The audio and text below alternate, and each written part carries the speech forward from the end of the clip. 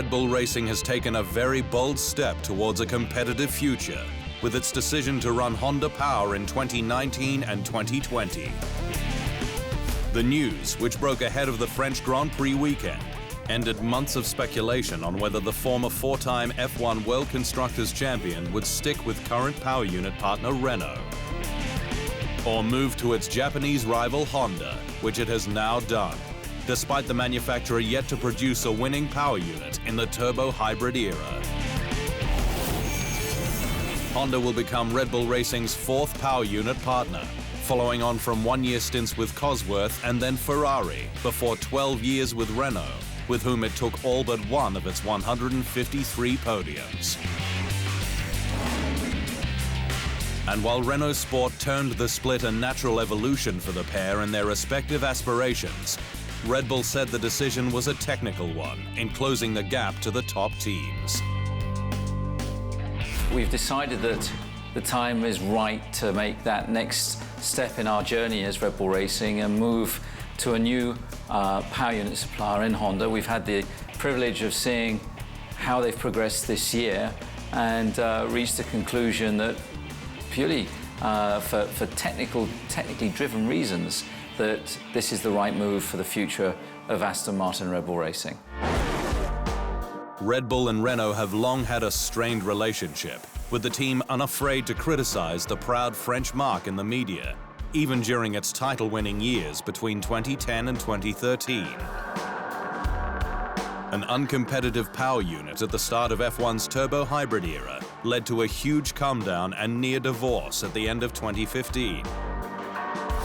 But after Mercedes and Ferrari refused to supply, Red Bull was thrown a lifeline by the sport, with Renault forced to provide engines as part of its deal with F1 to return as a constructor in 2016, while Red Bull rebadged the engine TAG-Heuer.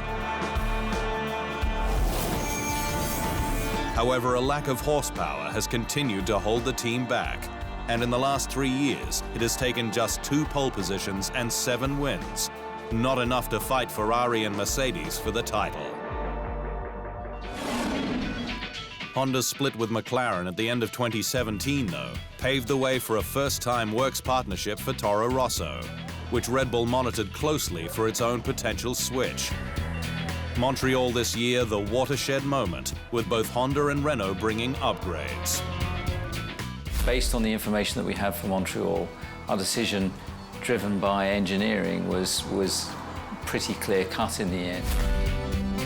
That decision is likely to be based on performance, with Honda's power unit now said to be on par with Renault, and cash, the manufacturer not only providing free engines and millions in support, but committed to spending whatever it takes to succeed.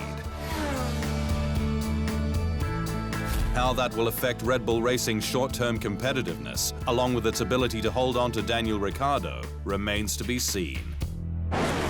Its biggest challenge could be matching Toro Rosso in giving Honda space to develop at the rear end of the car.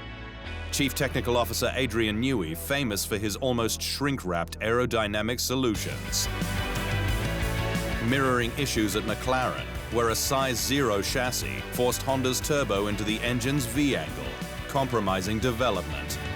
Regardless, after 4 straight F1 World Championship doubles with Renault and 57 race wins, Red Bull Racing is moving on to its next era with Honda, and clearly the team feels it's now on a stronger path.